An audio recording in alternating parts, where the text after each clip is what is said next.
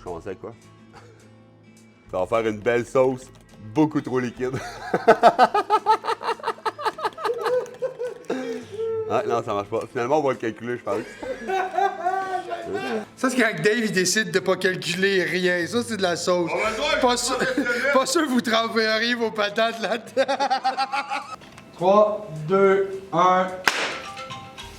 Maintenant que les paquets, que la sauce est épaisse.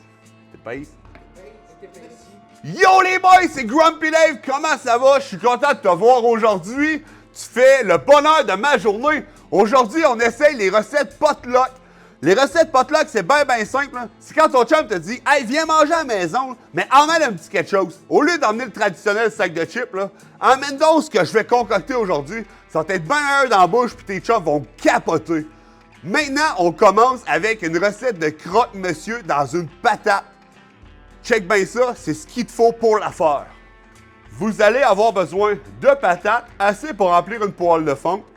Vous allez avoir besoin de jambon. Moi, j'ai pris du forêt noir, mais prenez donc ce que vous voulez.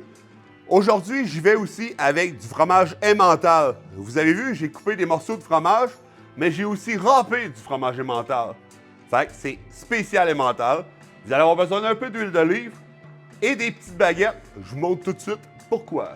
Là, on va faire un peu de ménage sur notre planche à découper parce que je vais vous montrer pourquoi je voulais que vous preniez des baguettes. Le but est simple, c'est pour faire un stopper. C'est pas couper la patate au complet. Donc, vous allez faire des incisions dans vos patates de façon que vous allez insérer les morceaux de jambon et les morceaux de fromage coupés. Ça va être vraiment bon. Vous voyez là, ça fait une espèce d'accordéon. C'est exactement ce que l'on veut. Un coup que vos patates sont toutes coupées, on met ça dans votre poêle de fond. On va badigeonner les patates avec un peu d'huile d'olive, tout simplement. Un petit peu, beaucoup. Vous pouvez rajouter du sel, du poivre, du paprika, du poivre de cayenne, mettez ce que vous voulez. L'important, c'est de prendre ça, puis mettre ça dans le four pendant 1 heure. Vous allez voir, les patates vont ouvrir. On revient. Un coup que c'est cuit pendant 1 heure, vous allez voir, là, ça va ouvrir. Je ne toucherai pas, c'est chaud. Et là, vous allez garnir ça de vos morceaux de jambon. Et vous allez alterner morceaux de jambon, morceaux de fromage. En tout cas, je le fais puis je vous le montre. Bon, that's it. Là, les patates sont toutes farcies, jambon et fromage. On rajoute une sauce béchamel. Moi, je l'ai faite d'avance. Ouais, ça va être incroyablement bon. That's it. Je vous dis, vos chums vont capoter. Hein. Vous ne voudrez plus manger de chips. On prend l'emmental râpé. That's it. Et là, on met ça 20 minutes au four. Puis on check les résultats. Pendant que la première recette se fait chauffer dans le four, on clenche la deuxième. Ça va être des patates en fleurs frites. Donc, ce qu'on a besoin, c'est de couper des patates de forme carrée. Fait que, avec une grosse ovale, là, on va s'enligner pour faire 2 morceaux tout simplement. That's it.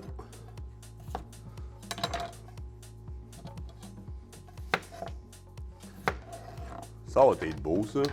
Parfait. On réutilise nos baguettes de tantôt, hein, pas de gaspillage. Et là, on va la couper comme un quadrille d'un côté et puis dans l'autre. Quand ils sont coupés au complet, on met ça dans de l'eau salée, tout simplement, pendant 10 minutes. That's it. Et on va saler ça bien comme il faut. Ouais, du gros sel à marinade. That's it. Je vais mettre les autres patates. Il faut qu'ils soient immergés. On met ça de côté. 10 minutes. Pendant que les patates se font tremper, pendant qu'ils sont dans le bain, là, on va faire la trempette. C'est bien easy. Bien easy. On y va avec 4 cuillères à soupe d'huile. 1, 2, 3, 4. On va y aller avec 3 de ketchup. 1, 2, 3. That's it. On y va avec 4 cuillères à soupe de Sprite. 1, 2, 3, 4. C'est super précis mon affaire. Là. On va y aller avec 2 cuillères à soupe de sucre. Quoi, ça risque d'être trop sucré? Ah, il y a qu'une. Il y a qu'une. On va y aller avec 1 cuillère à soupe de cornstarch. Peut-être 2. On va y aller avec... j'ai tout. Hey, de l'eau! Ben oui, on va rajouter de l'eau. Pour que ça fasse une bonne affaire. Là, vous les entendez pas, là, mais le caméraman puis le gars de son, là, il rit en joie le vert. Fait qu'on mélange ça. Pendant que les patates se font tremper dans le bain, on y va avec la trempette. On va commencer avec de l'huile d'olive. On y va avec 4 cuillères à soupe. 1, 2, 3 et 4. On va y aller avec 3 cuillères à soupe de ketchup. Et de 1. Et de 2. Et de 3. 1 cuillère à soupe de sucre. Là, je ne mettrai pas la cuillère dedans. C'est à peu près ça. On va y aller avec 1 cuillère à soupe de cornstarch. Faites attention, pas trop en mettre. 1 cuillère à soupe. On va y aller avec 150 ml d'eau. Puis on va rajouter 4 cuillères à soupe de Sprite. 1, 2, 3, 4. Puis ça lave la cuillère en même temps. That's it. Et on essaie d'avoir une bonne petite sauce. Quand votre sauce est prête, vous mettez ça dans une poêle, dans un chaudron, et vous le faites cuire tranquillement à feu d'eau jusqu'à temps que ça l'épaississe. Mélangez de temps en temps. Moi, je vais faire ça immédiatement, mais avant, je vais vous montrer les résultats des patates. Quand je vous ai dit que vous allez oublier le sac de chips pour aller chez vos chums, là, checkez les patates. C'est pas mal mieux manger ça qu'un chip. C'est cheesy. Et non, je ne le goûterai pas tout de suite. C'est trop chaud pour moi. Mais, ouais. Mais ça refroidit, on fait le test de goût, ok, gars? Pendant que la sauce épaissit, j'ai rincé les patates abondamment parce que là, c'était de l'eau très salée. On les dépose dans du cornstarch, rien qu'en masse. Et on va les faire frire dans une poêle. Mais là, je vous avertis, c'est dangereux de faire frire quelque chose dans une poêle. Nous, là, présentement, là, vous ne le voyez pas, mais on a un pompier avec nous. On prend pas de chance. On prend pas de chance. Et en plus, j'ai un gros tangent. On est prêt. Maintenant que les patates sont cuites et que la sauce est épaissie, on verse la sauce sur les patates. Et il va rester qu'à déguster. On a assaisonné la sauce avec du sel, du poivre, un peu de sel d'oignon puis de la poudre d'ail. Mais mettez ce que vous voulez, là. Nous autres, on trouvait que c'était un petit peu plus fade, là.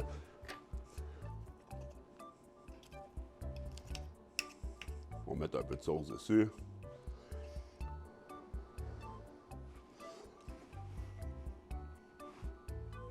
Ouais, encore meilleur que des chips.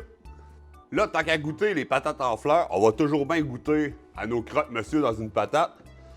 Ça a eu amplement le temps de refroidir. Morceau de fromage, morceau de patate. C'est une bouchée d'homme, ça.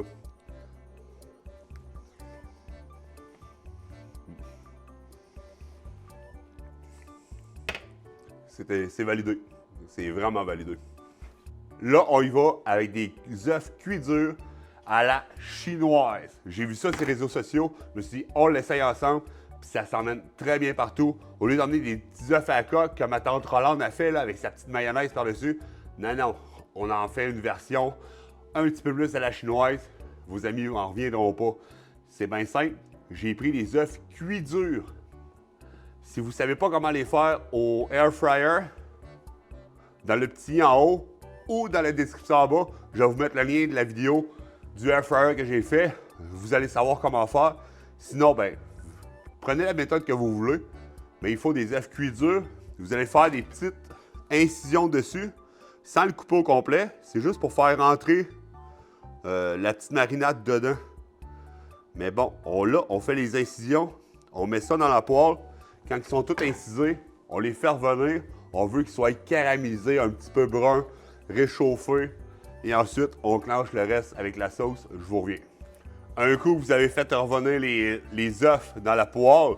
Ils sont bien dorés. On fait la petite sauce. C'est 3 cuillères à soupe de sauce soya. Et de une. Et de 2. On y va à 3.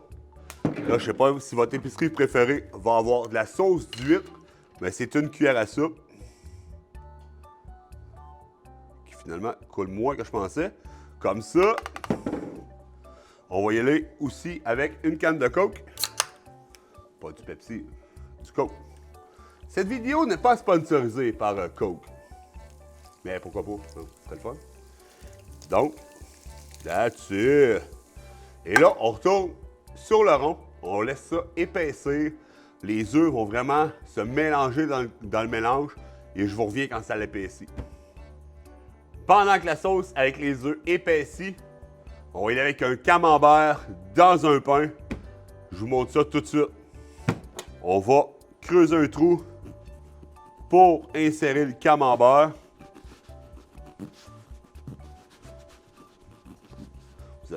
Ayez pas peur d'en creuser, il faut qu'il rentre en masse. Puis le trou que ça va occasionner, on va le remplir avec du mozzarella pour que ça soit encore plus cochon. Ouais, c'est beau ça. Ouais, on va creuser un peu. On va faire comme une petite piscine. That's it. C'est malade! Fait que, un coup qu'on sait qu'il rentre, on va venir couper des tranches à peu près de 2,5 cm, donc 1 pouce, de chaque côté. C'est ces morceaux-là, un coup que ça va être cuit, qu'on va retirer pour manger. Donc, on procède. Puis, coupez-les pas au complet, là. Vous allez vous tirer dans le pied parce que le pain ne se tiendra plus. Ouais. C'est excellent. Il va falloir aussi enlever un côté de la croûte au camembert pour qu'il fonde plus rapidement également. Sinon, ça fait comme une grosse poche, là, puis il va falloir le percer avant que ça soit goûteux. Mais c'est pas très grave. Ouais. Mon oncle Armand va capoter quand il va goûter à ça dans vos prochains parties.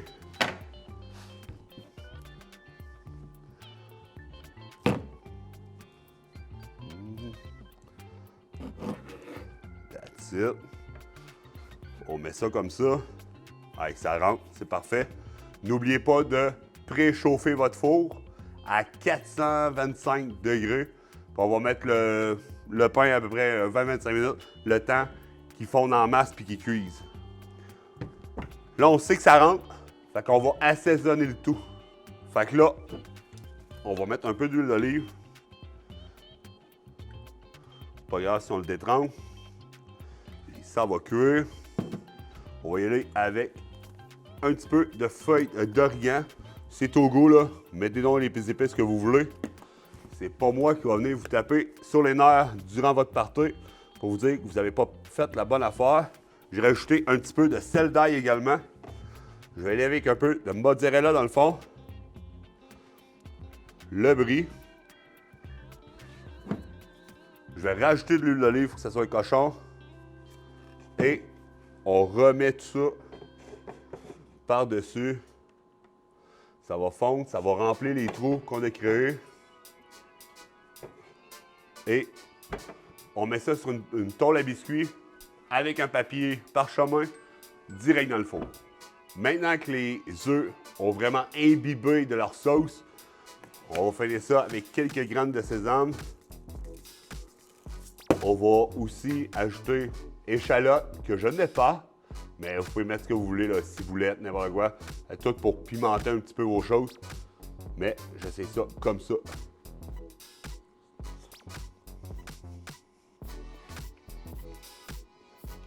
Vraiment meilleur.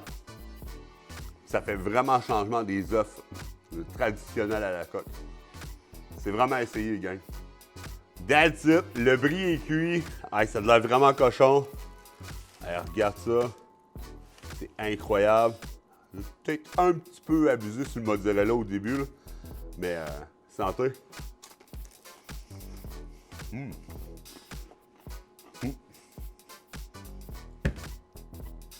Pas la première recette que je fais avec de quoi dans un pain. Ben, je peux vous garantir que celle-là, vous ne le regretterez pas. C'est incroyable. Et sinon, c'est tout pour nous les copains. On se revoit la semaine prochaine. Si vous avez aimé la vidéo, n'oubliez pas, petit pouce, commentaire, partagez. Je veux que ça se spread partout les copains. Sinon, je vous souhaite une excellente journée. Puis n'oubliez pas, vous êtes incroyables!